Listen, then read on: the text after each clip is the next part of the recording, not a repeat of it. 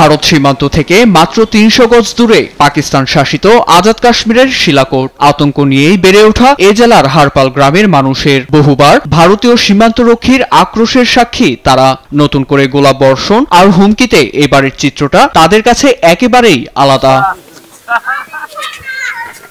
গুলি বর্ষণের বর্ণনা করে শিউরে ওঠেন এ প্রত্যক্ষদর্শী। বলেন, যখনই সীমান্তে অস্থিরতা বাড়ে, নির্মমতার শিকার হয় সাধারণ মানুষ, ক্ষতিগ্রস্ত হয় বাড়িঘর ও গবাদি পশু।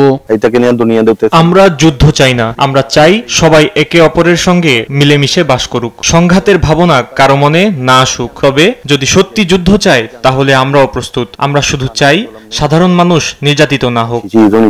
প্রতিবেশী দুদেশের লড়াই মঙ্গল হবে না মনে করেন আজাদ কাশ্মীরের প্রধান সুলতান মাহমুদ চৌধুরী। তার অভিযোগ, এই রেষারেষির শুরুটা হয়েছে ভারতের হাত ধরেই। কাশ্মীরের ভবিষ্যতের কথা ভেবে যুক্তরাষ্ট্র ও ব্রিটেনের পাশাপাশি মধ্যপ্রাচ্যের দেশগুলোকে মধ্যস্থতায় এগিয়ে আসারও আহ্বান জানান তিনি।